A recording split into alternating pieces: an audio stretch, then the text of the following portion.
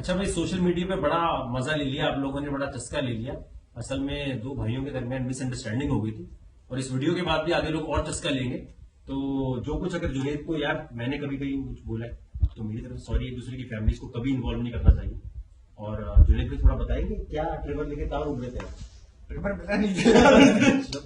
बस जो था हमारे बीच जो मिसअंडरस्टैंडिंग थी वो सारी क्लियर है। ठीक है, हम जो है आपस में दोस्त हैं। जो बात थी हमारे बीच सॉर्ट आउट हो गई।